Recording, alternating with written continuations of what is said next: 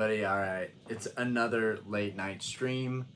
I'm not even sure if we're gonna do an opening tonight. I said in the video earlier that we might open 151.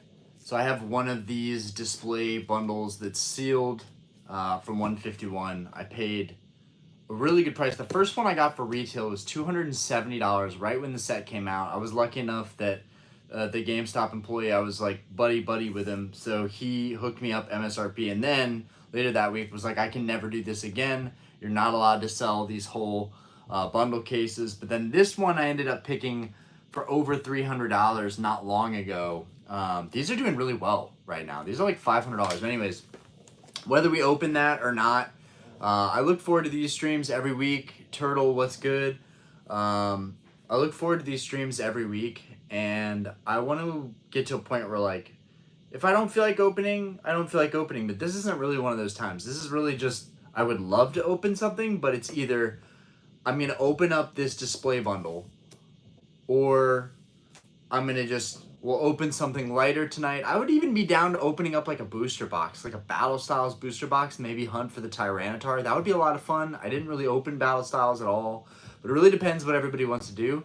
And if people want to just pop in, ask questions, hang out, that's kind of what I titled the live as, because I was like, it could go either way, but I never want to chop it up with everybody. I want to hear what you guys are up to. I want to hear what everybody's been doing.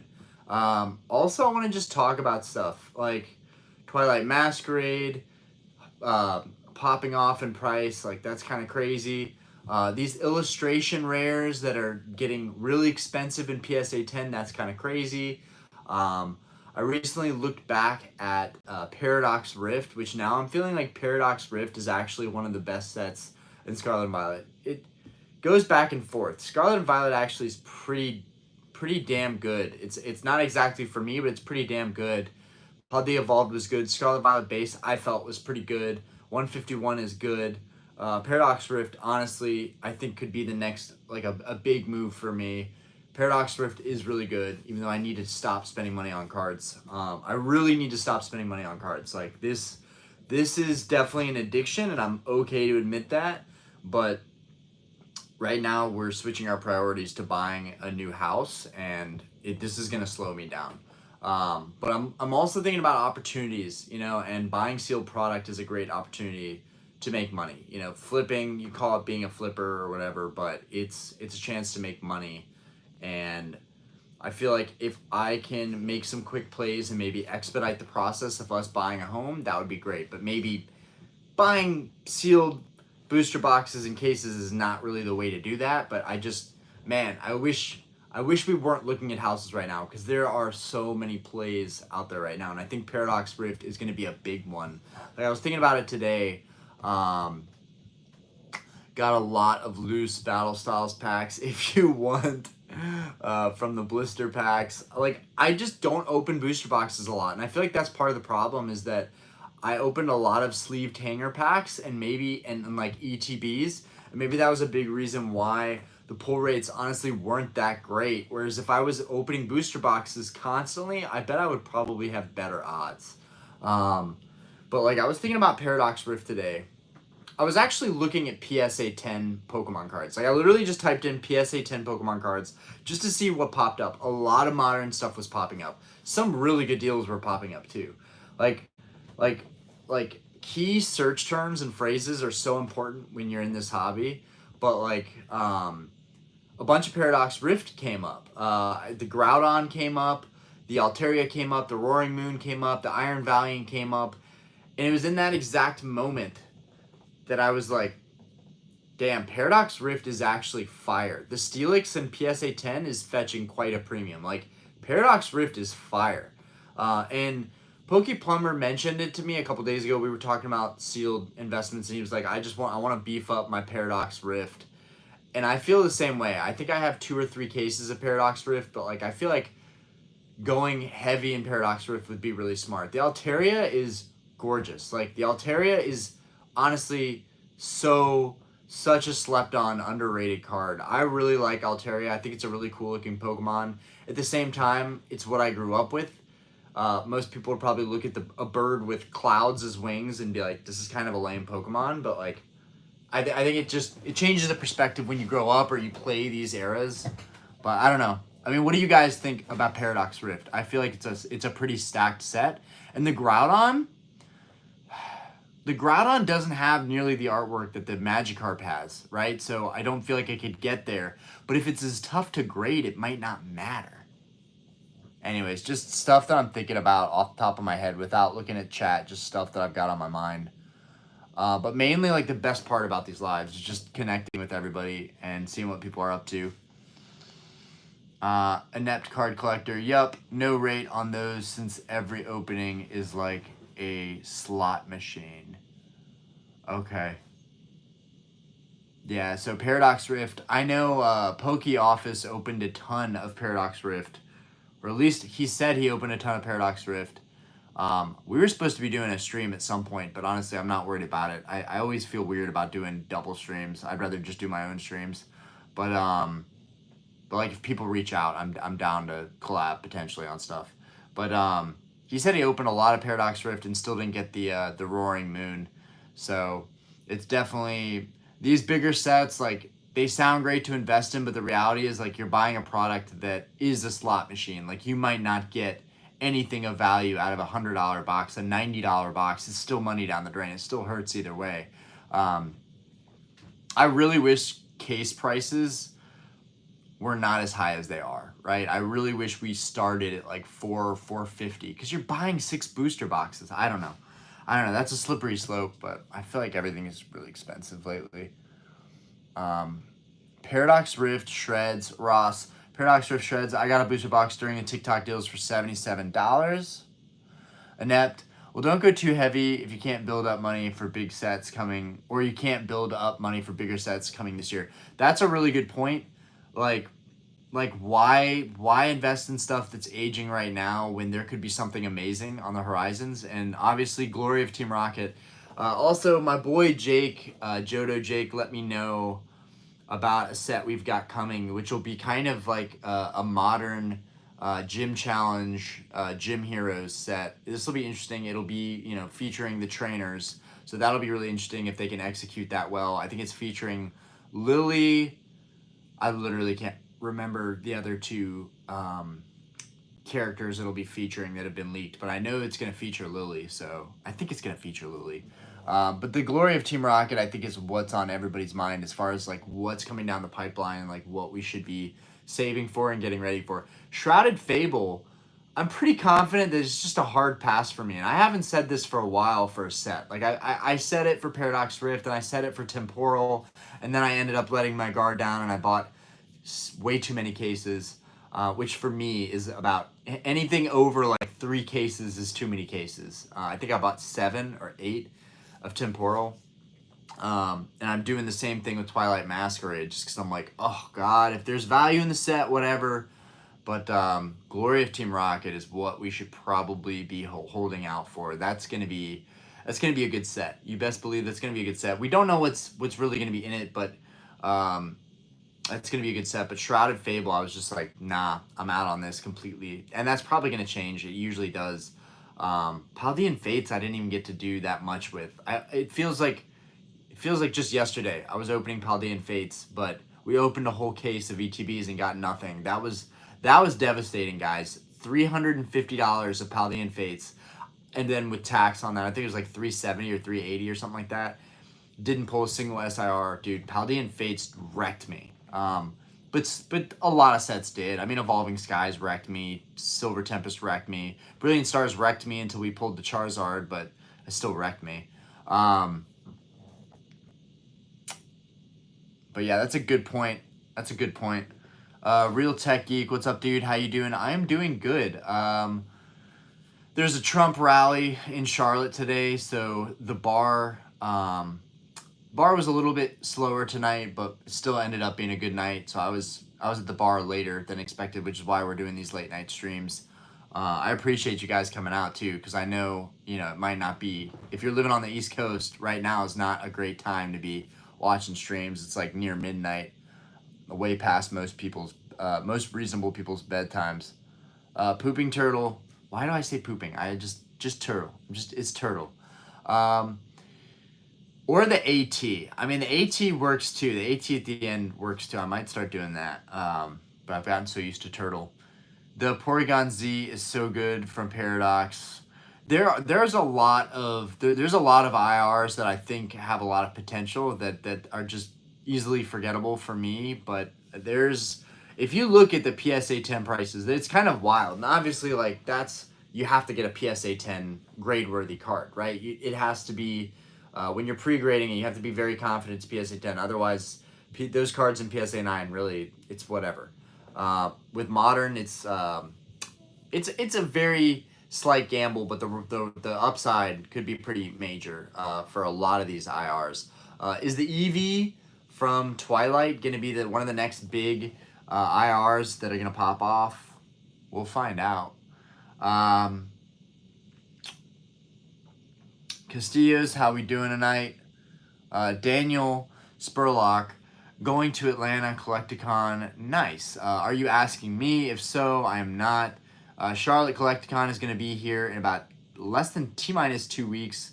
I'm really excited for that. I'm also super nervous, guys, because, again, it's just a chance for me to spend money and be irresponsible. And I know it's like, I'm a grown man. I can watch my own finances and not worry, but, like, I don't know. My stomach turns a little bit knowing Collecticon is coming because I know I get big eyes and I see stuff that I want, and then I will make trades that are ridiculous that I shouldn't be making to get cards that I really want. And there's not many cards that I really want at this point, but I need a couple gold stars. If there's a PSA 10 gold star Rayquaza at Collecticon in Charlotte, like I've thought this over in my head several times, like Orion, you would have to give up so much. If you weren't going to spend money, you would have to give up so many cards to make that card work. But guys, I gotta say, Gold Star Rayquaza is really just, it haunts me. It's one of those cards that I personally probably care about that card more than any other card in the hobby, regardless of value. It's just one of my favorite cards. And I love my BGS, which I got at Collecticon a year ago now. But you guys know I've been talking about wanting a PSA 9, and at this point I'm like, you're going to get a 9 eventually, right? But what if you traded up to a 10? That would be epic. I could trade in my first edition Charizard, which I thought I was never going to sell that card, but I got it for a good price. I could easily trade up on that, and I wouldn't have to add too much more. I think Gold Star Rayquaza in a PSA 10 is like $38,000, $34,000. Anyways, guys, Collecticon, that'll be exciting. Pokecard giveaways, yo bro, how we doing? Yu-Gi-Oh Master, hey, I'm new to the stream, welcome. We're just chopping it up, we're just kind of hanging out, talking. I'm kind of wondering what everybody's up to. What's everybody collecting lately? Like, what are your focuses? What are your goals? Both like investment wise, and I say that loosely, or like collecting. The Watsons, yo, what's up, Orion? What's good? The 5-1, what's up, everyone? How we doing? And Inept Card Collector, I'm setting aside $200 a month for those fire sets coming. That's a good thing to do, is like just budget and prepare and set the money aside so that there's an allocation for the sets. TTV, God STS, yo, how we doing? Welcome to the stream. Just chopping it up in here. If you guys have any questions, ask away. I've got my 151 booster display bundle here, but what I'm going to do is, if we don't open this, if people aren't like really crazy about me opening it, I was going to do it for Austin. Austin's been asking us to open 151 for a minute, and it's not like he's pressing. It's just he genuinely wants me to finish this set and master it, and I genuinely want to finish it and master it by pulling every card.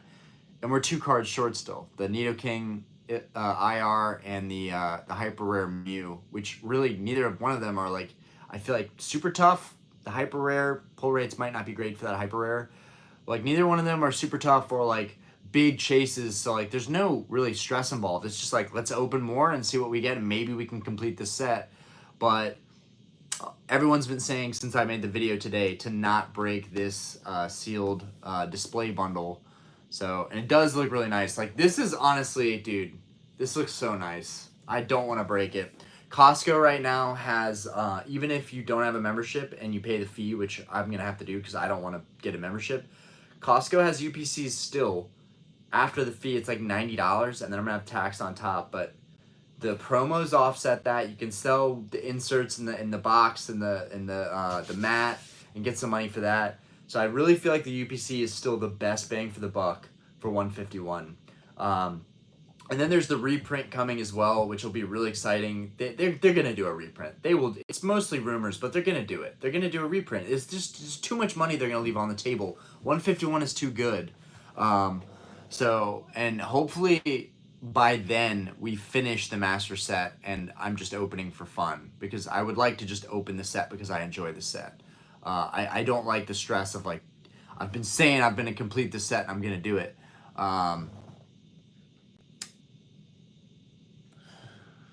Turtle, I'm going heavy into Crown Zenith. The packs come out to be half market price. The Crown Zenith Sam's Club box, okay. Someone said, Cody, open a pack. Someone said in my comments on the last video that the Costco UPCs don't have the big chase cards. And that's like probably just an assumption, probably some misinformation they're just throwing out there. But I was like, if it doesn't have the chase cards, like, what do you mean? So it'd be weird if the batch that Costco gets, which I don't believe this at all, but the batch that Costco gets, if they're like lacking really the best cards, and that's why they're doing a deal at Costco. Brian McLaughlin, hey man, off topic, but congratulations on QuantumScape. I saw it skyrocketed. Yes, QuantumScape was it was everything for me for like a solid year or two. Like I was so obsessed with this company that I was pretty much put all of my life savings into it, which was literally the most irresponsible thing I've ever done in my entire life. But recently they did secure a partnership with PowerCo. They had their earnings call today. It's been downhill from there. I don't really care. I'm going to keep adding to my position. Once it hits probably like $6 flat, I think $6 is a good spot for me to keep loading up. But I really believe in this company. And with the recent news and then jumping like 80% in a week, that I knew that was not going to hold up. But I appreciate you giving me congrats on that. I really need that investment to work out for my family. And honestly, just to be validated that like, hey, I invested in this company. I talked so much about it, and you know, I want to be validated. I want to see them build the first ever solid state battery. I want them to pull that off and be the #1 automotive OEM provider for solid state batteries to replace lithium ion technology. I mean, everything, consumer electronics, drones, planes, cars. I'm really, really excited for this company. And if it pans out, dude, the possibilities for like this channel and my life, like the possibilities are endless. Like I could be set the rest of my life if it does pan out. But for now, it's doing what it always does. It has a big pump and then it slowly goes back down. I want to see if it's gonna hold its price at all. But yeah, it's been stressful. I got really excited because it's been going up, but it's been stressful watching it hold.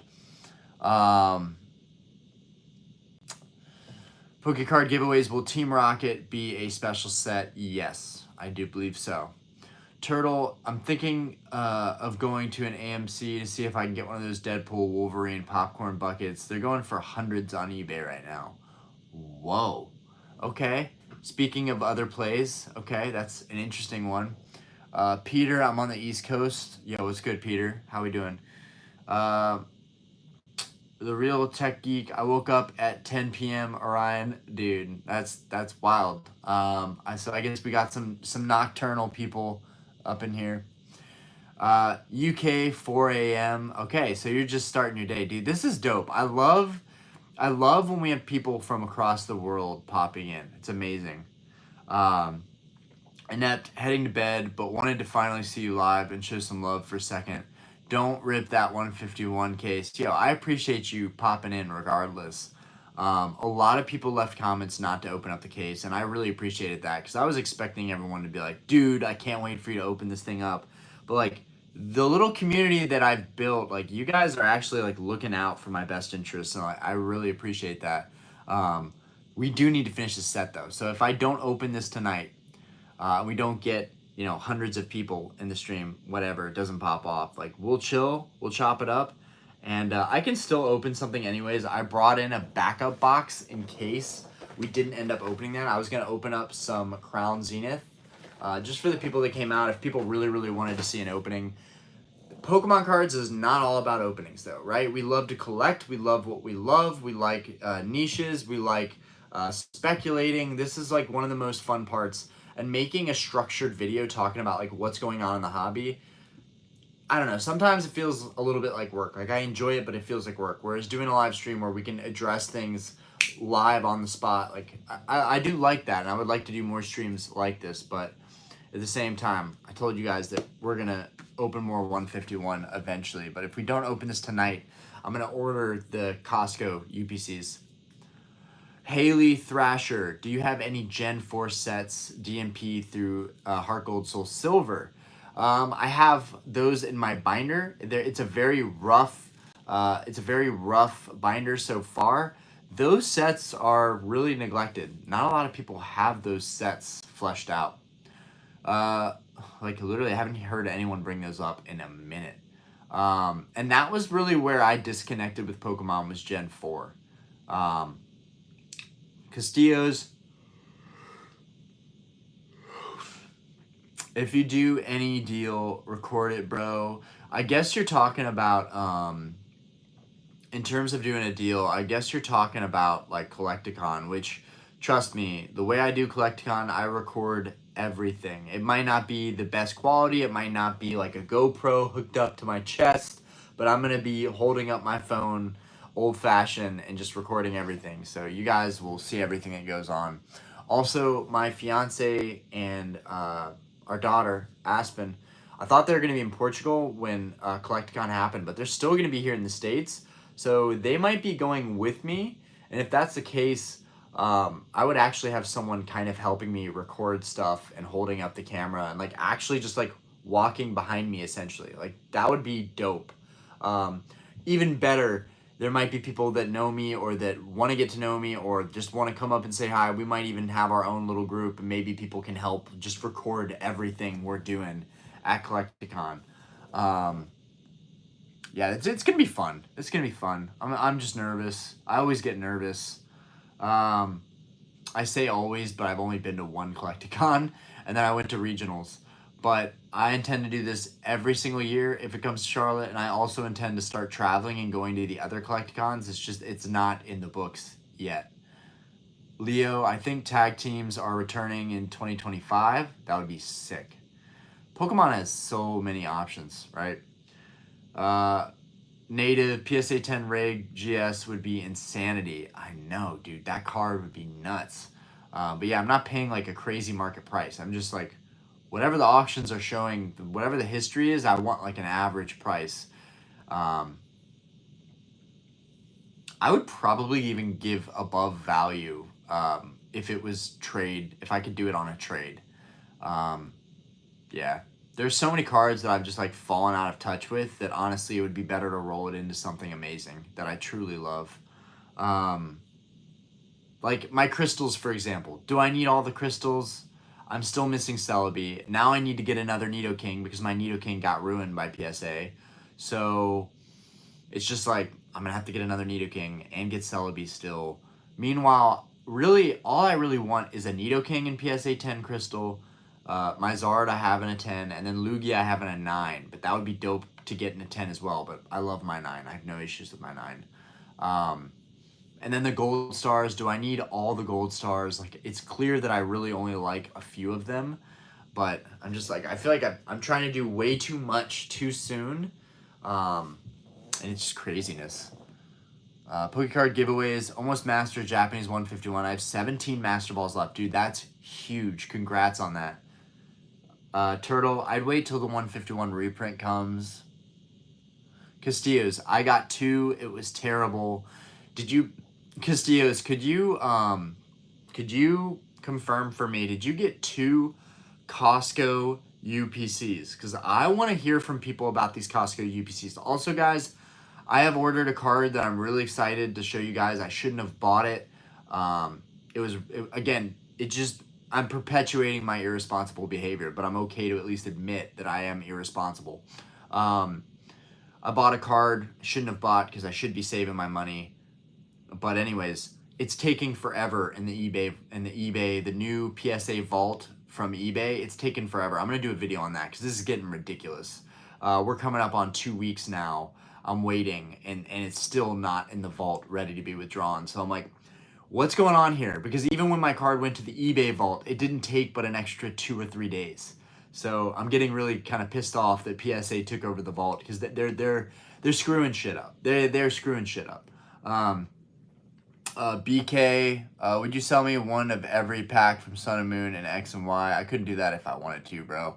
I don't even have every pack from Sun and Moon and X, Y. I wish I did. Poker, I think the vintage Grail market will continue to be within 10% up and down in the next 3 to 5 years. What do you think about the not so distant future of this market? In terms of vintage is going to keep going up. I am like the best of the best vintage cards will continue to just outperform everything. I mean, percentage wise, maybe not, but like, it's dope to put like, and this is a luxury, right? Like I am very fortunate to be able to afford cards that I already own, but like, perfect example are both of the Charizards I bought. My first edition PSA 9 Charizard, okay? My first edition PSA 9 Charizard was 19. It was like 18.5, but it ended up being basically 19 with the added on fees and insurance and shipping, which is offset by 2% cash back. Anyways, my Charizard, let's just put it at 19, okay? That card is valued at 25 now. The jump from where I bought it and what it's valued at, like the amount of money there is crazy that you could cash out quickly on a play like that. My Crystal Charizard I bought for 10. That card is valued at 15 right now. Someone recently just paid 15 for that card. Okay, both of those are $5,000 gains on a card, okay?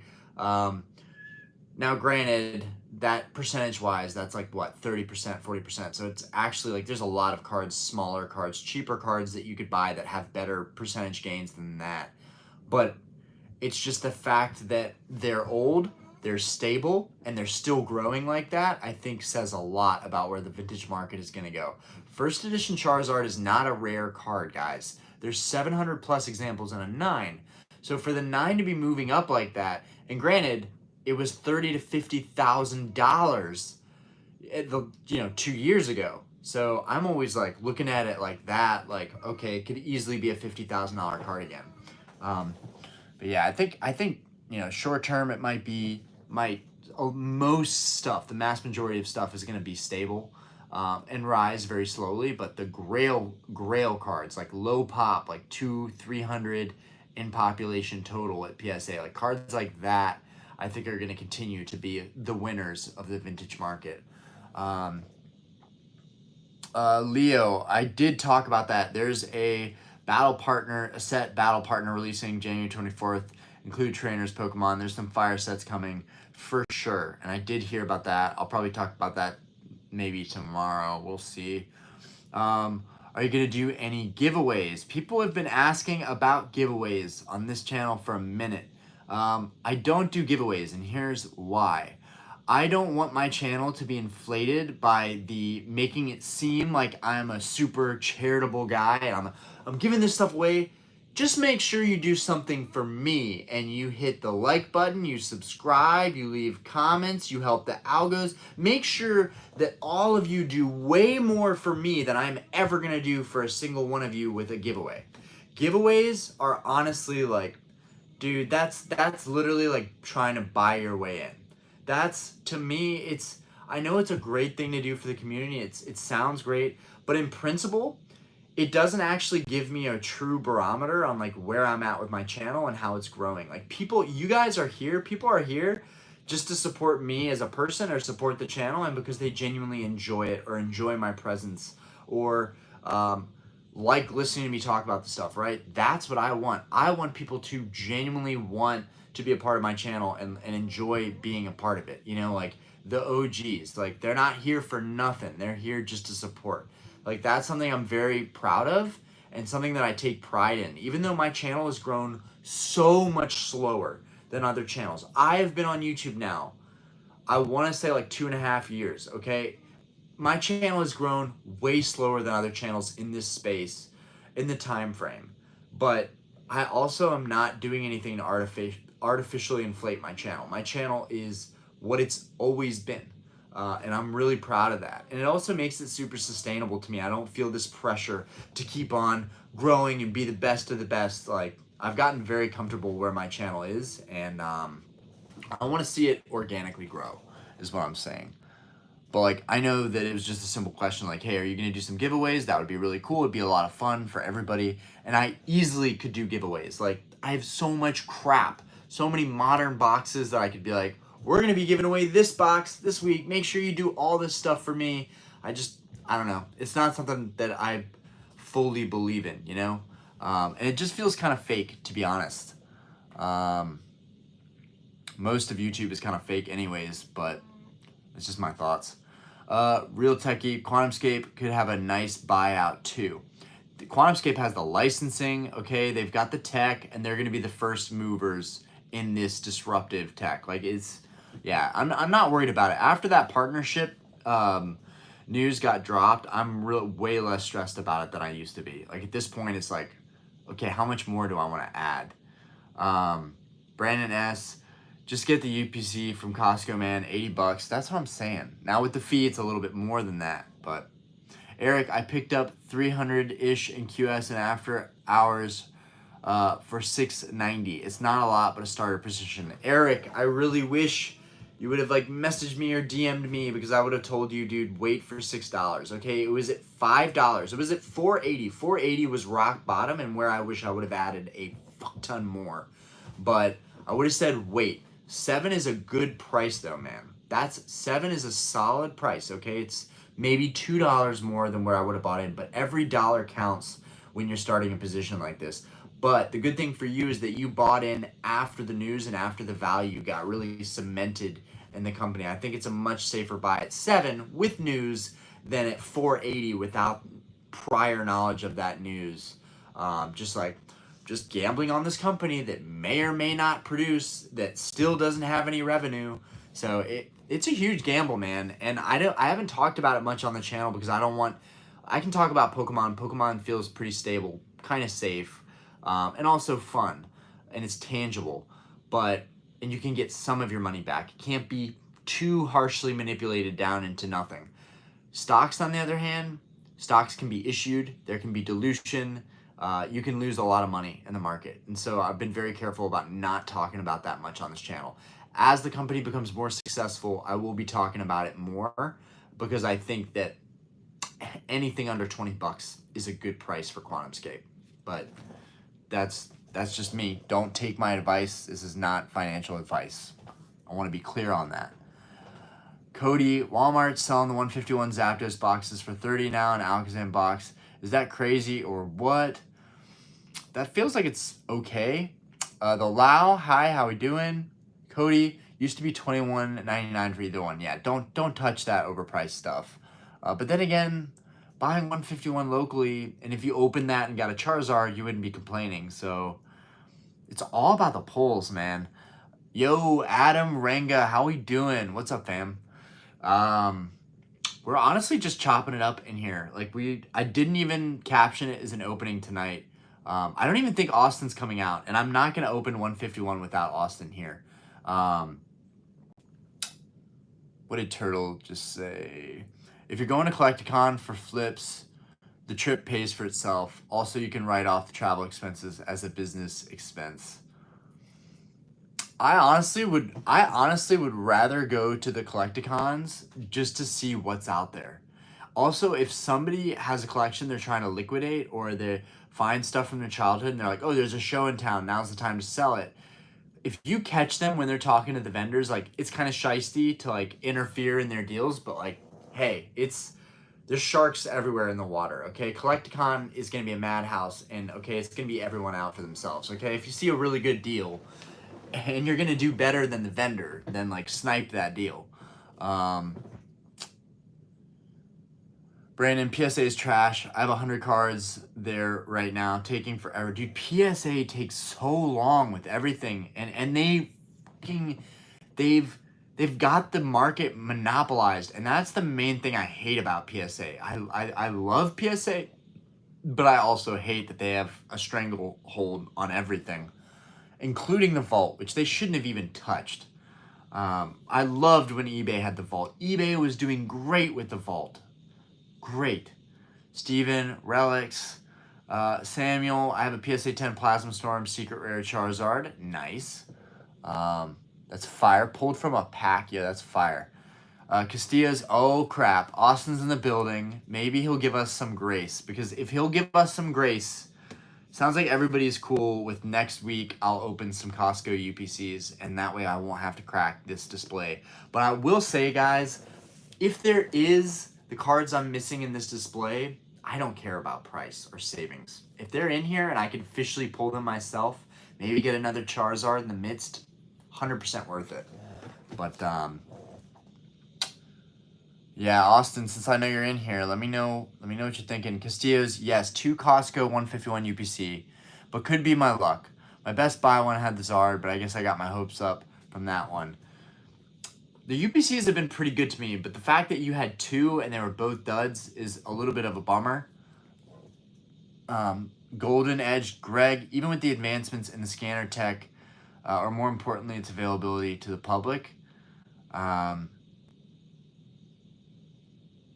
sorry, Golden Edge, Greg, you're going to have to just specify what that's in reference to. Real Tech Geek, Collecticon New Jersey was fantastic. Just wasn't much cosplay since I'm a photographer and I do get jobs, but it was fun meeting my favorite Pokemon YouTubers and buy stuff. Right on. Cody, for hearing stories like yours concerning PSA and the fact that they upcharge high-end cards, that's messed up. Yeah, it can be tough. Also, I loved my Nidoking. I had no issue with it other than a speck of dirt. I got the speck of dirt off. I cracked the card out successfully without destroying it. I got very lucky. I was very close to destroying that card. Then I sent it off to PSA in mint condition, and it ended up with scratches all over the front, and they're not doing anything about it. And that's like, I will hold off on doing another submission to PSA for such a long time just because they f***ed me on this royally. I hate PSA. Like, I hate PSA. I like having my collection in PSA slabs, but PSA has to watch out because if they keep pissing people off, they are going to leave them. And Beckett will end up being one of the top dogs just because Beckett, no one ever seems to be talking trash about Beckett. Or really CGC for that matter, other than the fact that people feel CGC is inferior. But a lot of people are like, dude, you just had a bad round at PSA. It happens to everybody. Just move forward. But I'm really upset that they didn't try to do anything to compensate me. Like, nothing. To throw me a $20 voucher. Try.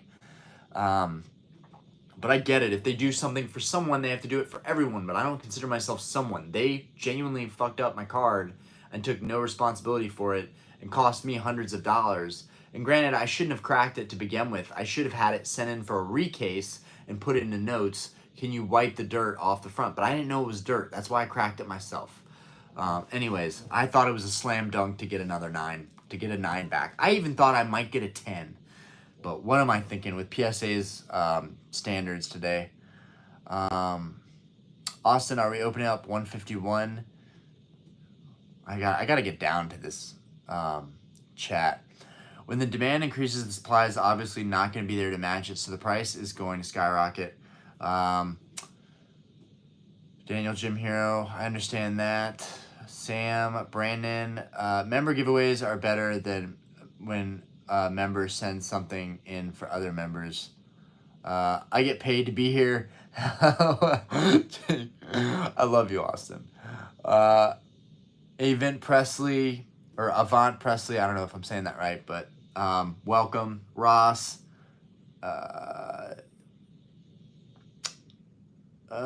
eons to eons. Also, giveaway is only for that one person that wins, while all the viewers have to like, comment, subscribe, and share. But yeah, you're right.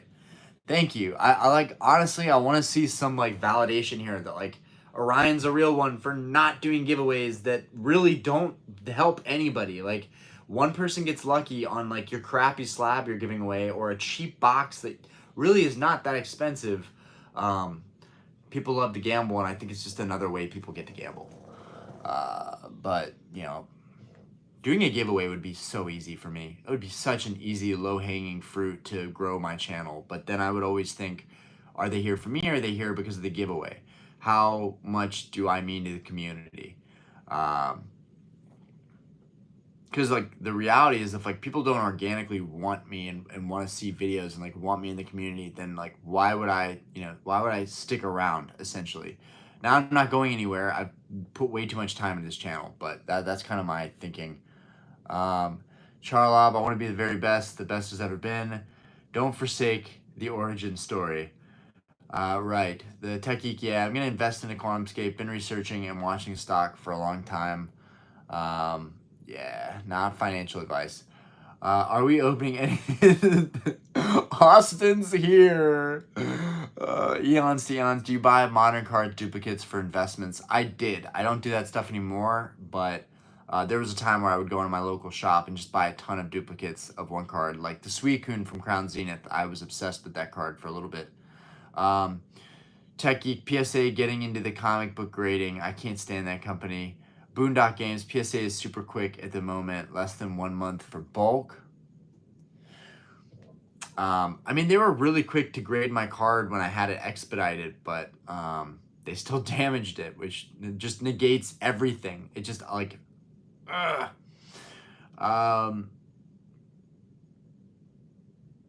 I'm not getting into grading PSA. My comics are always going to be CGC. Well, CGC was the known comic grader to begin with.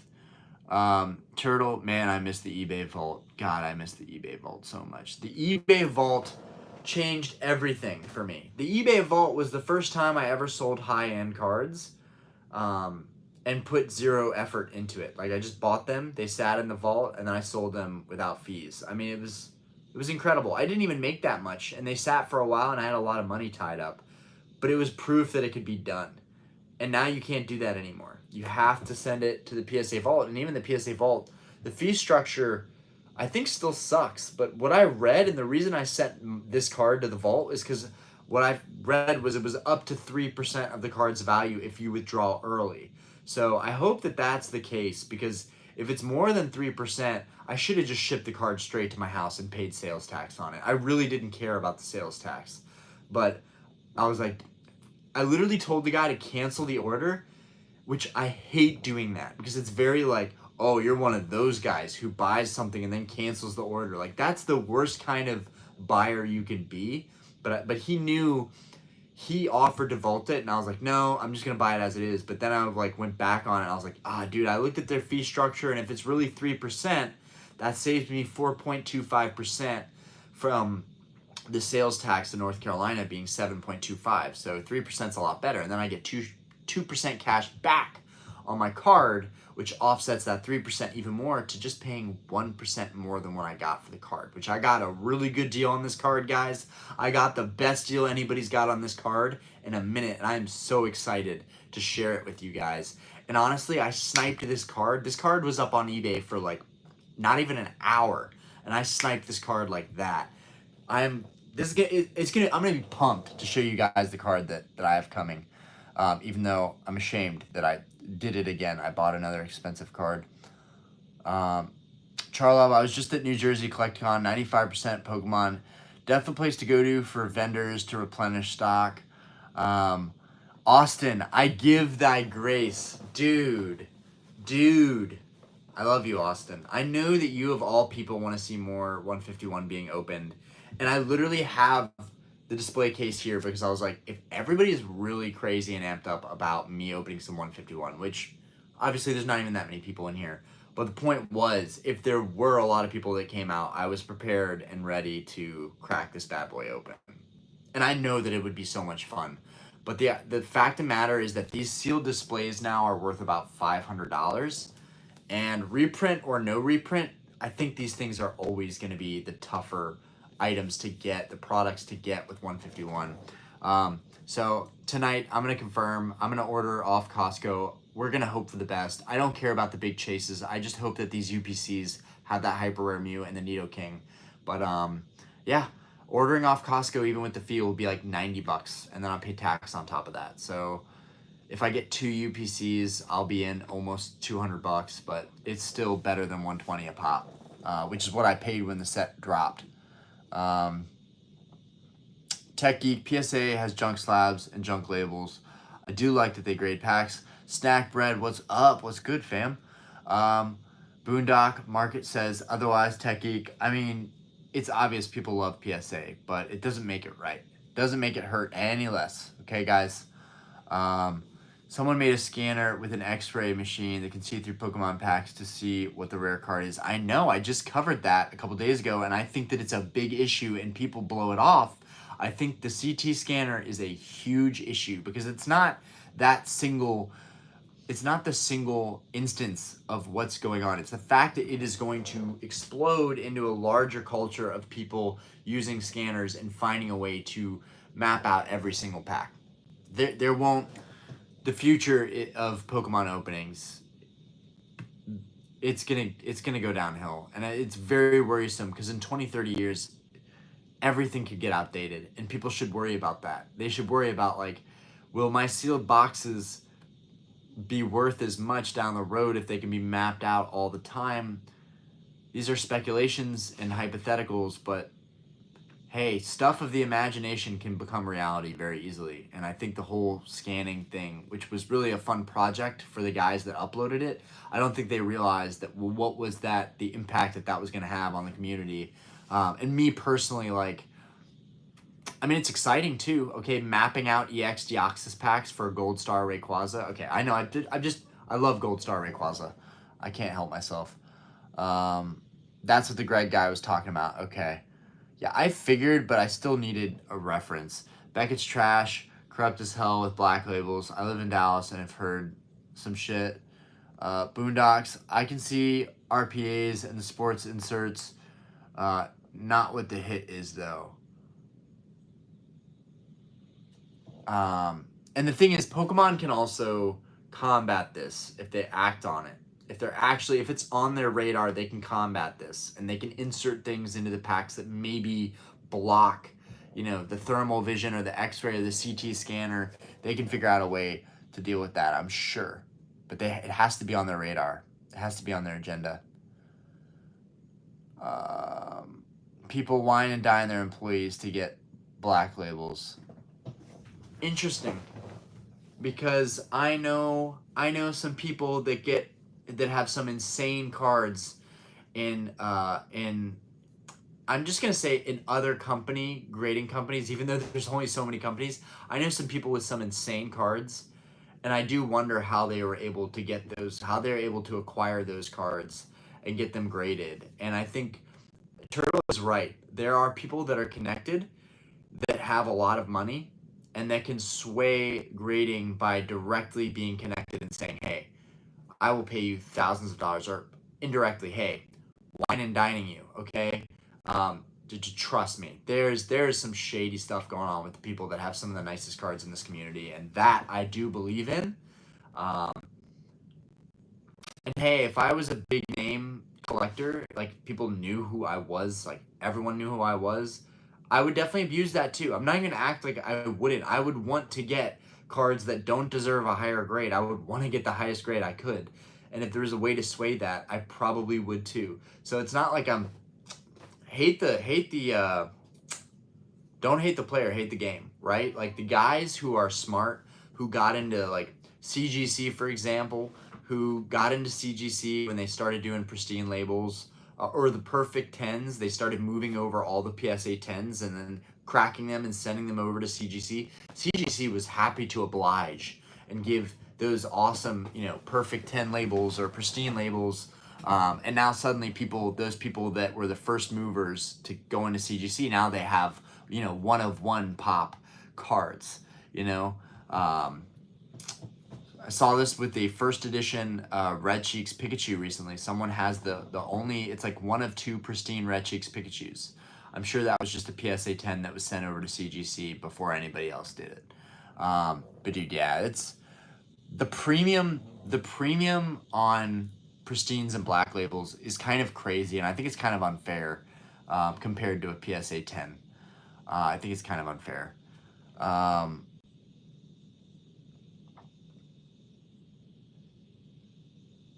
Other people going into the black office to dispute grades as well.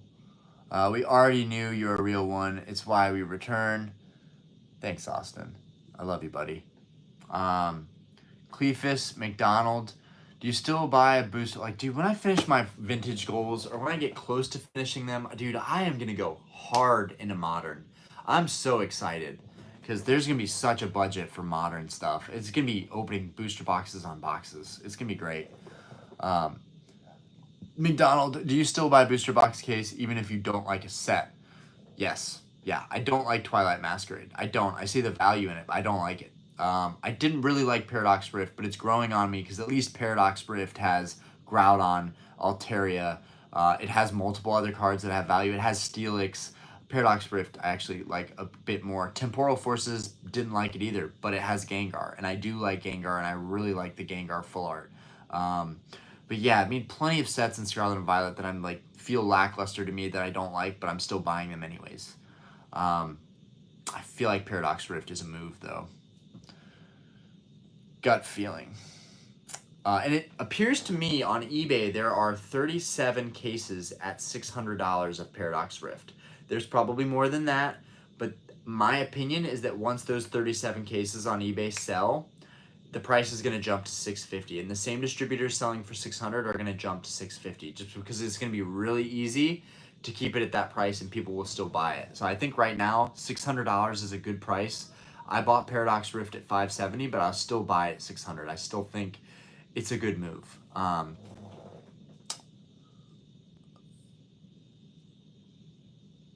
I do buy PSA Pokemon Yu-Gi-Oh! Slabs.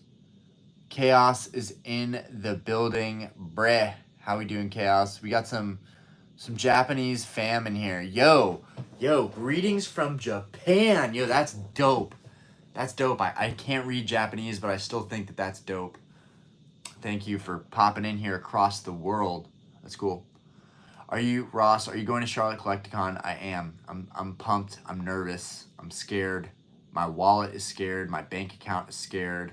My fiance is terrified. She's probably going to go, not even just film, but she's probably going to monitor me, as she should. You know, in Japan, there's a tradition where the men who earn the salary, they actually give it to their wives, and their wives, because it's tradition that the wives would actually manage the household finances.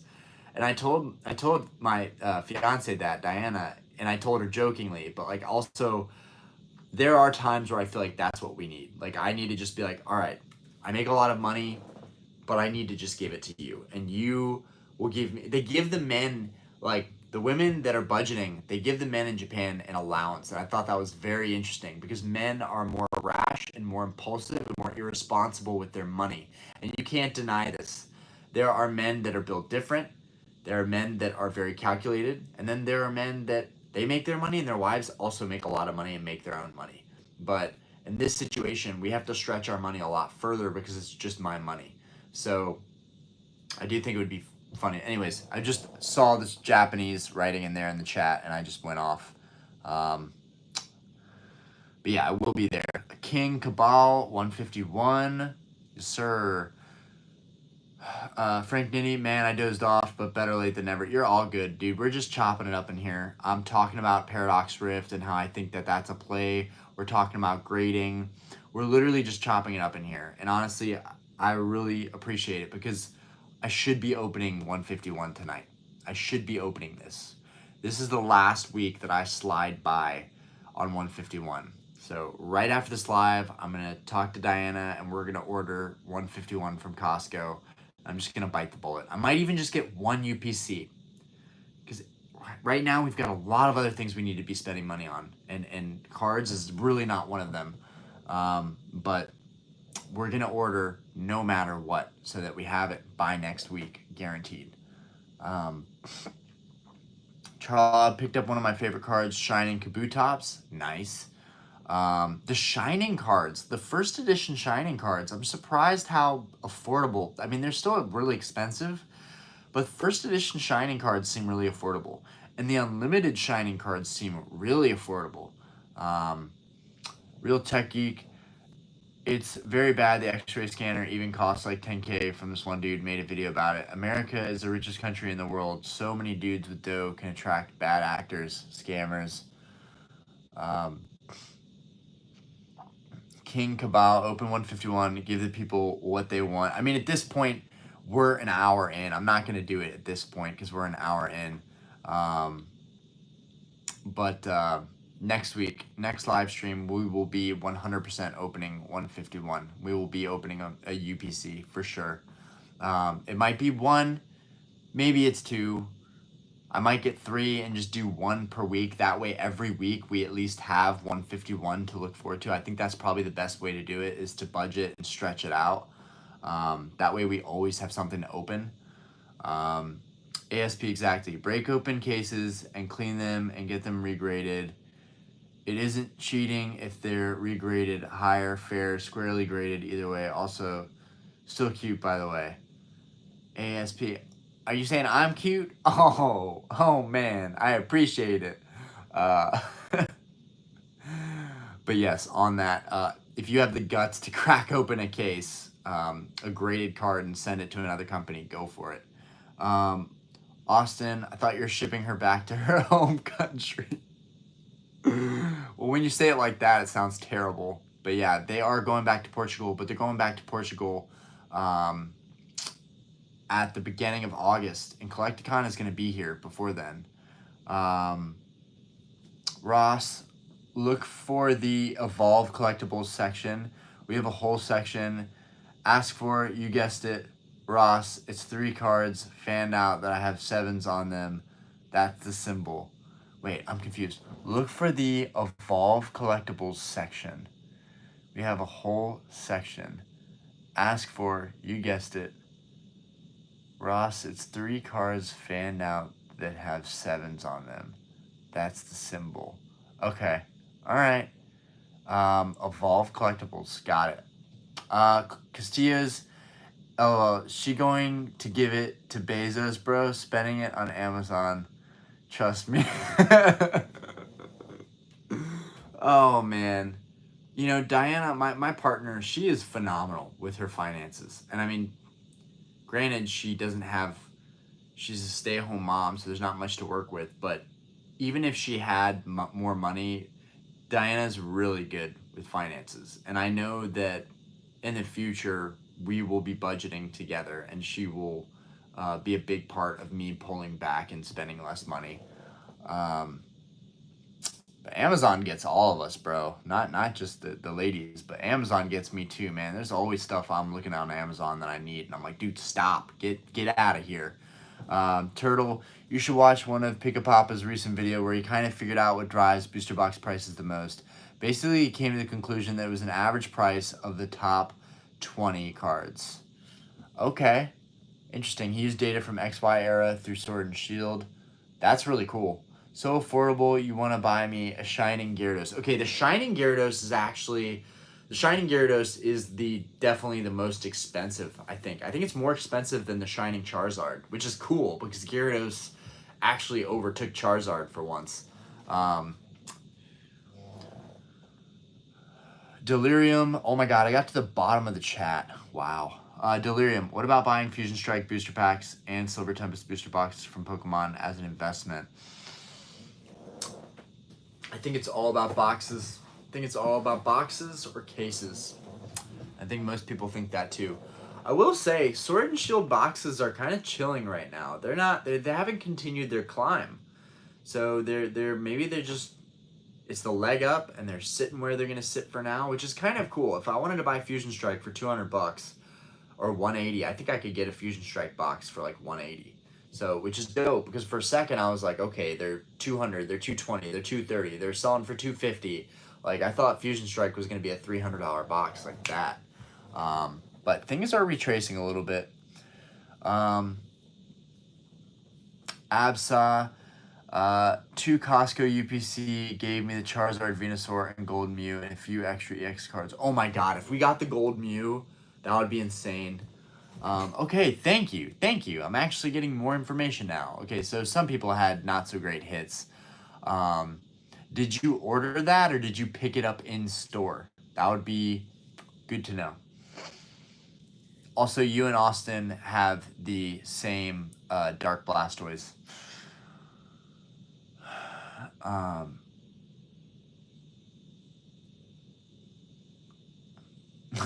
Shipper out early. Ross, what kind of stuff will you have to buy? Will you have to buy at Collecticon if you see it? I'll bring something you'll like. Dude, what I'm looking for is very specific. I'm literally looking at stuff I can't even afford at this point. I'm not even looking at stuff that's like realistic. I'm only looking at stuff that's like out of the realm of possibility. Having a small, tight collection of things that I really, really enjoy, and like sit down and watch movies and like look at a single card for like an hour, that's what drives me in this hobby. That's what I enjoy. I enjoy like looking at some of the best art, in my opinion, ever. So I couldn't tell you what I'll be looking for, but alt arts that I don't have in PSA 10, maybe I'll splurge on that since it'll be local. I might be able to get a better deal. But even when I went to Collecticon last year, the deals weren't there. They weren't really great deals. There were some people doing deals, but it wasn't the vendors. It was mainly people coming in there to trade up and sell stuff, that like the individuals going in there, you know. Like the dude with all the Giratinas who made out amazing on them. Stack of Giratinas, probably stolen. That dude, I should have bought several Giratinas off of him. But like plays like that, like I don't know, some modern alt arts, Latios. There's like really nothing specifically that I'm looking for. I got my Dream theme deck. I got the Lava theme deck. That's a huge one crossed off my list. I still can't believe I own that theme deck. Like I wanted that theme deck for so long, and I finally recently found one after years of looking. I don't know what I'll be looking for. Like, I don't know. In a couple of years, it would be cool to be able to afford buying vintage sealed boxes, though. That's like a peak goal that I have after I buy some of the cards left that I want. But my goals are always changing, so. And Ross, I appreciate you just like even thinking of me at all.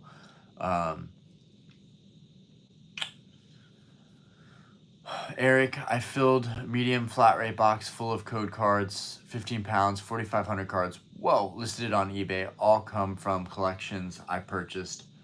That is crazy. Bro, you're going to make out on that. People buy code cards. Like, you're going to get money for that. You're going to get a couple hundred, like, you might get like $200 for that. Honestly. The fact that like people actually buy those is nuts, but they do. Every time I list mine up, they get sold for like 30, 40 bucks for like 800. So, and you've got 5 times, 6 times that amount. So you'll probably get like $150 to $180 for all those code cards, because that's a lot of code cards. Or maybe $100 if it's an auction, who knows.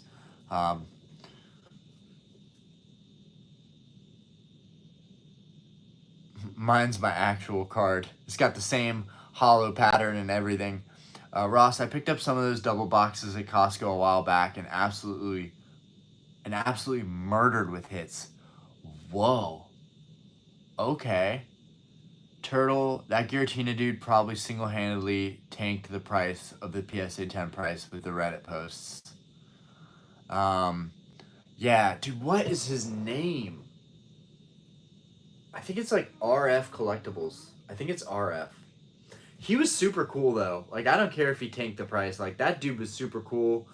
He hooked me up. He gave me a raw Charizard for like 90 bucks from Brilliant Stars, a Charizard V alt art, which had really good centering. He let me pick out the ones with the best centering. Like, that's the kind of, I want someone to treat me like that, you know?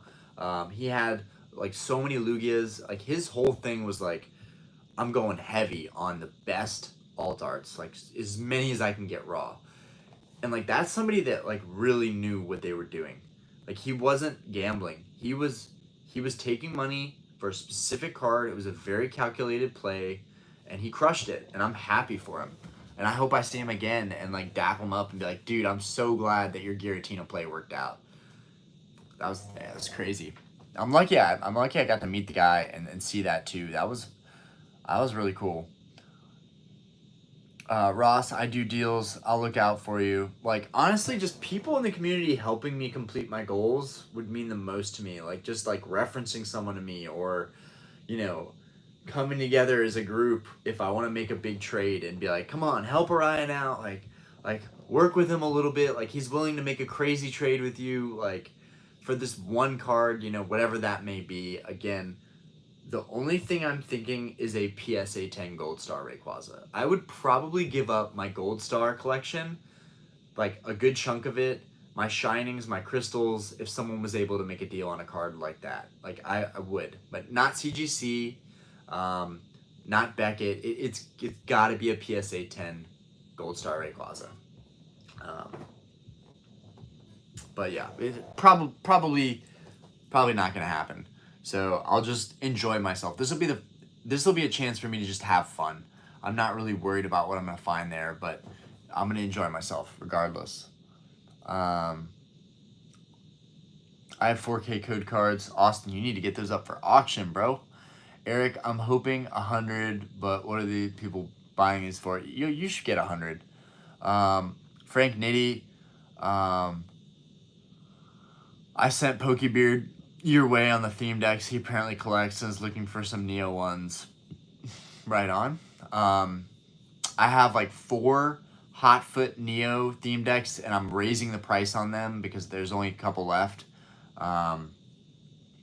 You got any complete sets, Jack Ross? I have a lot of complete vintage unlimited sets, which really aren't worth that much. And then I have a couple very close to complete modern Sword and Shield sets. And then as far as like smaller subsets like Crystals, Shinings, Gold Stars, First Edition, Base, I'm working on it. But I have some of the nicest cards from the subsets. I just haven't fully completed them. I need Crystal Celebi still. I need to replace my Crystal Nidoking. I need Gold Star Celebi. Gold Star Celebi is a card that I'm hoping I will find at Collecticon though, because that card is overpriced right now, and I would really like to find one for a decent price in a PSA 9. Gold Star Celebi, Gold Star Mew, Gold Star Umbreon. Gold Star Umbreon is annoying the crap out of me. Gold Star Umbreon is going to be a tough one to pull off. Yeah. And then like first edition base cards. I'm definitely going to keep my eye out for those. Some of the hollows that I have left. Ross, I'll even show you the super high end. Hell yeah. Dude, I'm going to be videoing like all these booths. If vendors are cool with it, I'm going to be showing all the stuff people have. Like, I want people to have not just a perspective of me walking through Collecticon or making deals, but I want them to actually, I want also video clips of, you know, POV of looking at the tables and slowly scanning through all the cards. Like, there's so much stuff. And I think people get lost in seeing vendor POVs and deals that people don't actually get to see what's there. And so I want to definitely capture video of like all of the tables with all the cards.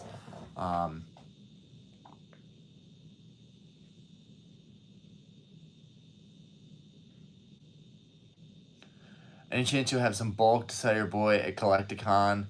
Dude, I am not taking any bulk with me, but I have so much bulk. Like, if someone's here for a couple days and wants to buy out both my vintage and modern bulk, I have so much bulk that I would be happy to unload.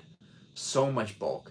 And it's going to be worth money at some point. But we don't have space for it. We're going to move at some point in the near future.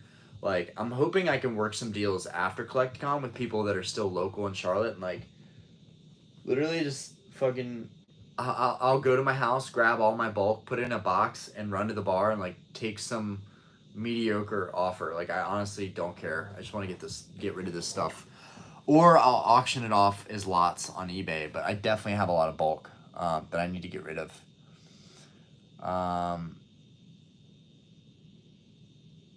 Need any base first edition? I might. We need the Hitmonchan. I need Zapdos. I need Poliwrath. I need Chansey. I need Clefairy, even though really Hitmonchan, Nidoking. I need to replace my Alakazam with another one. Yeah, I definitely want to finish first edition. But first edition's so boring. It's like I'll finish it whenever I finish it at this point. At least I'm doing it over in 9s. So I've already got Charizard, right? I've already got the absolute holy grail of first edition cards. I mean, come on. This is the end game here. And that's the thing. If I have this card in PSA 9 and I have a Gold Star Rayquaza, even PSA 9, I might just settle for PSA 9. But if I had Gold Star Rayquaza and a 10 and this card and a 9 at the same time, and I just had those two cards, like, guys, I'm getting to a point where, like, there's really only a couple cards that I feel like I really need. But we need the money, so. But who knows? Who knows? I don't want to sell my other first edition base cards. I don't want to sell my other crystals. I don't want to sell my other gold stars, but I also, there's no other way to fund me buying nicer cards. There's no way to fund it. Delirium, you meet Real Breaking Nate yet, or CTR, PokeRev, PokeVault, at Card Party. I did not go to Card Party. Honestly, I'm spending as much time with my family as possible, and going to Card Party just wasn't on the agenda for me. It would have been a dope event for me to go to. It would have been free publicity. It would have made great content, but not everything is about content. And that, again, another thing that I believe firmly is that spending time with my family and not going to Card Party, I'm never going to regret that. Never. I was at the pool while everyone was at Card Party. I was at the pool, having fun with my daughter, playing. I'll never trade that. But I haven't met any of those guys yet. I have not met any of those guys yet, but I should soon. I should soon. Only the Details been watching your videos lately. I appreciate that. Bonza B, what do you think about investing in XY booster boxes? I have an opportunity to grab Ancient Origins for $9.50, debating if I should grab it. Yeah, PokePlumber just got a case of Ancient Origins. Dude, everyone's going nuts on Ancient Origins. I think XY is a great set to invest in. It's aged really well.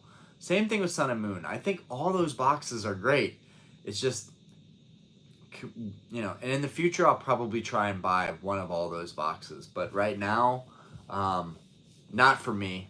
Too expensive for me, but definitely think it's worth investing in. I think it's better to invest in those than Sword and Shield and Scarlet and Violet, to be honest with you. You'll hear me before you see me. Okay. All right, Ross. Sounds good. Vintage bulk. I've got vintage bulk. I've got modern bulk. I got the numbers on how much. I'll get the numbers on how much, and I'll buy it all. I have endless bulk funds. I'm not joking. Ross, how much you paying for bulk? Shipping it hurts. It hurts too much, but I can meet you. Peter, if you have the expensive card, you can get the rest later. I agree. Right. So I just feel like I'm going to be betraying myself if I go heavy into investing in a modern or buying modern alt arts. I really want those cards, and they keep getting more expensive. But we're at a point where, like, if I'm going to own the cards that I want to own the most, it's either me or it's the next guy in line that has way more money than I do. The only thing allowing me to get the card before the next guy in line is the fact that I'm constantly looking for these cards. The first edition Charizard, I worked so hard to get that card in my collection. Maybe it's easier, maybe other people have better networks, but I don't. I worked my butt off to get that first edition Charizard. And the same can be said about a lot of Grail cards, like right when something pops up on the market, I'm usually one of the first offers. And sometimes that's not a good strategy, because then the person gets greedy and they're like, why would I accept your offer if I've only had it up for so long? But sometimes people accept my offers immediately because they're like, I don't want to waste any time. So, yeah, I'm focusing on the biggest ticket cards first, and then I'll deal with the stuff, all the other stuff later. Like, I have so many goals in this hobby. This hobby, I'll be doing this till I die, just because of my OCD and wanting to complete so many goals. So much stuff.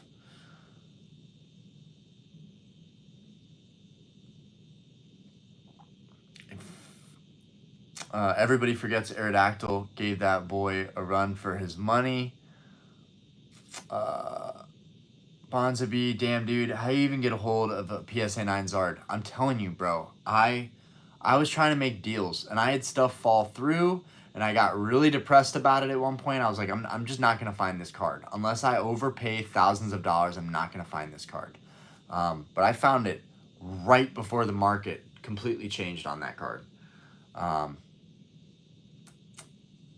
And dude, I just messaged everybody that I knew had one.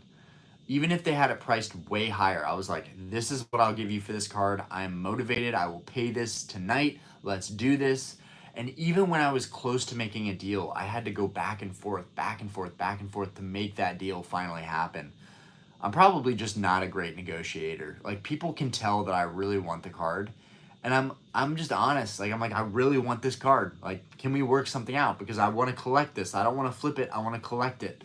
So I think that's a problem, is like when you let people know like how badly you want something, they're gonna fuck you on it. Like they're going to. As soon as you let them know and you put the first word in of like, really want this card, if we could work something out, like they're gonna take full advantage of that most of the time.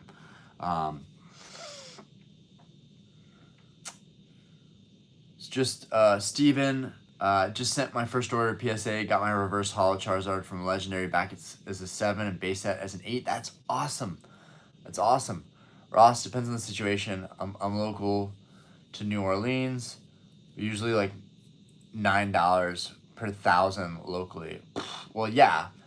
And we all have unlimited funds if that's the rate that you're buying at. It's really smart too to do that, especially if you're on TCG Player or you have a sorting machine. Buying bulk, and also you can just do auctions of bulk on eBay and get more than $9 for 1,000 cards for sure. Delirium, I feel you, brother. You will soon. Reef, bottom price for 151 in September. Bottom price is probably like 300 if there's a reprint. If there's no reprint, it depends what products we're talking about. I'm thinking of the booster bundle, but like it's 500 top dollar right now. So I think by September probably like 550 or 600 for a booster bundle sealed. That's what I think it's gonna end up being if they don't do a reprint. EM, I don't think it's necessary for meeting those guys. Keep doing what you're doing. That's time you don't get. That's time you don't get back. Much more memorable. Appreciate that. But and there's nothing wrong with wanting to meet those guys, right? I mean the clout and the flex of like being like just me and CTR chopping it up like Shiny Vert and CTR, like the man romance they've got going. Like all those guys, it's a fraternity. It's a fraternity. That's what it is. I was in one. I know one when I see one, and that's what it is. It's a little fraternity order of like all the biggest names, and like that's cool. Okay, it would be dope to be in that circle and chop it up with those guys, but also like we're in our own lanes. We're in our own lanes. Like those guys are all into this hobby, and I'm like kind of like one foot in. I really want to be absorbed in it, but the other foot is out, and it's about my family and like prioritizing time with them, and like not getting so sucked into like content creation and being one of the like well-known PokeTubers. But like, dude, it'd be dope to have hundreds of thousands of subscribers. But one thing I think about all the time is like the amount of pressure that's on you to constantly perform, to be extremely disciplined, to make videos, to keep putting out content. Like maybe it's easy for those guys. It's not easy for me. this is kind of work. It's, you know, having discipline and the energy to move forward and make videos and also be genuine at the same time and not losing my sense of self and like being fake. I have a lot of respect. You know, even the bigger guys, I have a lot of respect. They had to start somewhere. Cosmic Eclipse is definitely fire. Shedrick Owens, nice. Just got back into it with my son. Got a lot to catch up on. Oh man, so much to catch up on. But hey, you gotta start somewhere. When I came back in this hobby, I was lost. I was just like, there's so much stuff going on. I'm never gonna catch up. Never gonna happen. And look at me now, pretty much all caught up. Only the details. What should I be buying pack-wise for newer cards? I just don't know what's good at Target, Walgreens, etc. Don't buy anything. Just stop. Just stop where you're at. Don't buy anything. eBay. eBay is a great place to buy stuff. TCG Player is a great place to buy stuff. Watch videos. Learn what everybody's after. You know, learn what people like. Maybe some people in the chat can give you some good ideas of some really cool cards that people are looking at. Buy what you also like. Don't buy what everybody else is buying or what's investment worthy. Buy what you like, because you're just going to shoot yourself in the foot if you don't.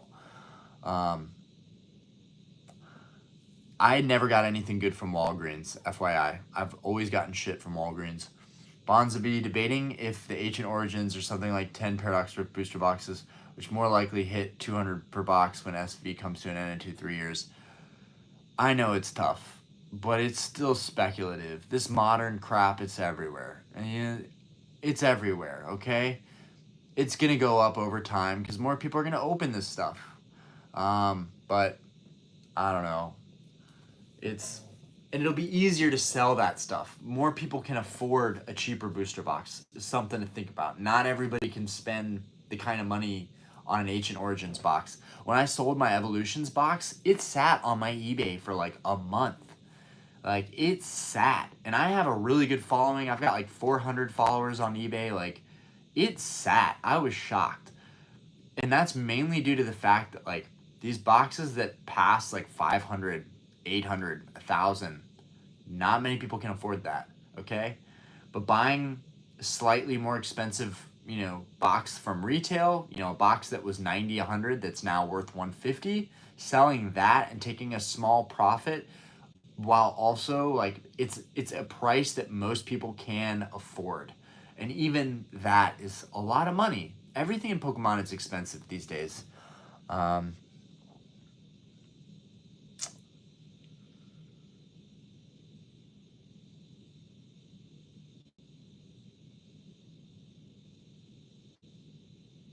Oh, man. Steven, what's next on your list to get vintage-wise? Guys, Gym Challenge, Blaine's Charizard. Oh, man, dude. We are an hour and a half almost into this stream. Yeah, that's crazy. But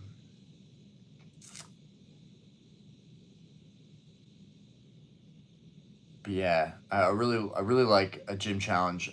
Sabrina's Gengar, Blaine's Charizard. A lot of the Gym Challenge cards are just phenomenal. Like Giovanni's Nidoking, Giovanni's Machamp, Giovanni's Gyarados. Like, those are all sick. Koga's Beedrill. Those get me every time. And they're not even that expensive in 10s. I have some heat. There's always bigger fish. Got lucky with most of my collection. I'm not a guru. I like Pokemon when I was considered a loser for it. So that's the thing. Like, people that were into Pokemon when it wasn't cool deserve everything they have coming to them. Like, the gains, the investment part of it, having a dope collection when you barely spent, like, anything on it, versus, like, the Grails that I have today were worth, like, 1/10 of what I bought them for in 2019, which is right around the corner. I could lose a ton of money on these cards. If the market tanked big, we could all stand to lose a lot of money on these cards. Whereas if you collected from the beginning, the highs and lows, none of it matters. And I wish I was in that position, but I'm not, which is what makes me nervous about my collection. It's like a lot of money wrapped up in this stuff. I hope it all holds up. Yeah, I can't find the Costco UPC in person. Got it. Look at him now, functioning addict. Feet fetish. Feet fetish is in the building. Sup, Poppy? What's good? Only the details. I personally want to get into 151 because that's the stuff I'm most familiar with. 151 is great. 151 is a solid place to start. You can open 151. You can buy singles of 151. You can make a binder master set of 151. That is one of the few modern sets that I think you should definitely make a master set for. Never going to get old. You'll never look back at it with regret. We got someone else in here. I cannot read that language, but I guess more Japanese. It's dope that we get somebody from Japan in here. Gidster's Cards. Yo, how we doing? I'm working down the chat.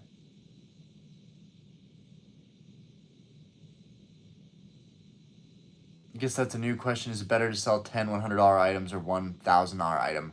I think it's better to sell smaller items. I never have an issue moving smaller stuff. My smaller stuff just, it goes. It's the stuff that I'm actually like trying to get my money back out of. It's a little more expensive that always sits. You have to buy stuff local for cash to flip. That's the only way you're making money right now. Or you're buying it online and you're doing like PayPal, which I've done that for a couple cards now and I'm getting a lot more comfortable with it now. Like I actually trust the process as long as the person has references. I need 5 cards left for my third 151 master set. Yeah, not a lot of people can spend 1,000 on box cards for sure. It's Chinese and traditional writing, so it's either someone from Hong Kong or Taiwan. How do you even know that? That's awesome. Phenomenal. That's awesome that you know that. Dear Lord Third, yeah. Austin, I'm not sure if you're opening all that stuff for 151, but if you are, hats off to you. I'm guessing that you are. But, oh my God. I live to see another day without opening more 151. I got lucky tonight. You guys gave me some grace tonight. We talked about some dope stuff tonight. And hopefully people can watch this stream tomorrow if they missed out and it'll catch them up to speed. They might get some nugget of truth in this stream. I think it was a good stream, but yeah, it's do or die next week. We're gonna order these UPCs tonight off of Costco. We're gonna get this done. I'll probably order 3 of them. I hate myself, but I'll probably order 3 UPCs because I'm an idiot. And then I'll just space those out by each week. That way it doesn't hurt so much. Anyways, I am getting off here, guys. It's midnight. It's 12:30 in Charlotte. I got to get to work again tomorrow and again Friday and again Saturday. It's going to be a long week. But I appreciate you guys coming out to the stream. Seriously do. This channel has grown slowly but surely, and we're building a cool little community here. So, also, it's super late, so I appreciate everybody coming out to the stream in general. It's the best I could do. Have a great night. You too, Sam. I do like error cards. Those are really cool. Watching Pokemon, YouTube has brainwashed me into thinking spending $1,000 on Pokemon boxes is normal. No, it's not, bro. It's not. None of what's going on in this hobby is normal, man. Like, we are all becoming consumers, materialistic, greedy, brainwashed for sure. Yeah, it's a lot of stuff. So you are not alone, man. You are not alone. And don't believe everything you see on YouTube. Okay, you need to remember, even watching my videos, you need to remember that everyone is making money off of content. The ad revenue is a real thing. Okay, if it's a decent sized channel, they're making a lot of money on content. Oh God, Pokey Oz did a video like 2 weeks ago. I was shocked. I haven't even made that kind of revenue. I've been on YouTube way longer. Pokeoz made a video. He made like $11,000 in ad revenue last year alone. Like, I'm like, what? How much? Like, granted, that's not, you can't, I mean, you could live off of that, but like, I think I made like $4,000 or $5,000, and I was grinding out videos. And that's increasing, but you know, as you get bigger, it increases, but still, like, just my point is that people are making a lot of money off the content they make. So they benefit no matter what, bro. So you have to make that decision yourself, and you have to look at the sales numbers, and you have to look at the availability of stuff. What I like to do is I like to go on eBay. I like to look at boxes that are modern, and I like to see how many they have in quantity available. Because usually once the quantity runs out, they'll up the price and put the product back on at a slightly higher price. So right now I see about 37 boxes of Paradox Rift available on eBay. I think that if I bought all 37 boxes, which I'm not going to, but I think cases, I think if I bought 37 cases from the cheapest sellers on eBay right now, I think that price next week would become $650. I think it's pretty easy to manipulate. And I think that there's plays that you can make that are a little more calculated, but for the most part, like, you got to take everything with a grain of salt, because like the content creators, they don't care how it affects your life or how you go spending your money. They really don't. It's easy money, and it can be fun. Making content can be fun. Honestly, a lot of them probably enjoy it, but you got to take everything on YouTube with a grain of salt when it comes to Pokemon and the investment and this whole atmosphere, environment.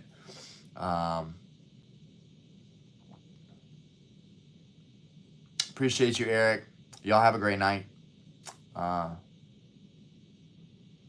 But made 1,700 in a couple months. That's dope. Best way to collect in profits: find a modern card you like, to feel undervalued, buy a ton of them. That's always been my most probable move. Yeah, and I mean, especially if it pans out like the Magikarp, which was dirt cheap raw for a little bit. It was dirt cheap raw for a little bit. I'm not good at picking them out, though, personally. Like, I thought that the Crown Zenith Suicune was gonna take off, and I was so wrong about that. Like, it's like pretty good in growth, like especially if it's PSA 10, but PSA 9s are still struggling. And like, I thought that card was so beautiful. I was like, this thing is so deeply underrated. Yeah, absolutely, absolutely. You guys have a fantastic night. Also, Aspen is getting a little bit more interested in Pokemon, and I'm not forcing that at all. I don't want her to be into Pokemon. I don't need her to be like sucked into this hobby the way that I've been sucked into it, but it would be fun to open with Aspen. That would make it a lot more enjoyable, honestly. And you're creating memories with your kids, which I think is priceless. I think anybody can agree with that. Like, opening Pokemon cards with your kid, that's an amazing thing. And everybody loves it. Everybody loves family content. Like, literally, you could be the worst content creator, and if you're opening with your kid, that's likable content, okay? You can't, like, hate on that content. Dude, Starmie V is underrated AF. And the Beedrill V was someone talked about recently in a video. Dude, Beedrill V alt art Astral is outrageously underrated. And it's dropping big time in price. Lil Richie, how long have you been collecting? About 4 years now. I've been collecting my whole life, but not Pokemon. But we are about to hop off. Lil Richie, I'm sorry you're popping in here late, but we are about to hop off. It has been a long topic discussion, just open-ended, hanging out. We are going to get back to doing an opening next week. We're going to open some 151 on this stream, on God. But yeah, I'll catch you guys next one. I'll hopefully get a video up tomorrow. I'm going to try and go to bed pretty much right after this, honestly, because it's so late. I'm going to have to go straight to bed to wake up early enough so that I can hit the gym, maybe make a video, go to the pool with the girls. So we'll see. But I appreciate you guys so much. Like, seriously, this channel wouldn't be where it is without the people supporting it. My parents won't let me collect Pokemon cards anymore, but I really want to, but they won't let me with my own money. That's smart. and they're protecting you, and that's what any good parent should do. You know, when you are an adult and you have your own money, this stuff will be waiting for you. Or maybe you are an adult and they still don't want you to spend your money on it. But regardless, the cards aren't going anywhere, fam. Like, they'll be here. And hey, you can join us for streams and openings and watch videos, and you can still vicariously feel like you're a part of it. That's, you know, the best advice I can give. All right. Peace, guys. Diana, we need to order that 151 ASAP. We need to go on Costco and order the 151 UPCs. Guys, I love you. Have a great night. I'll see you on the next one.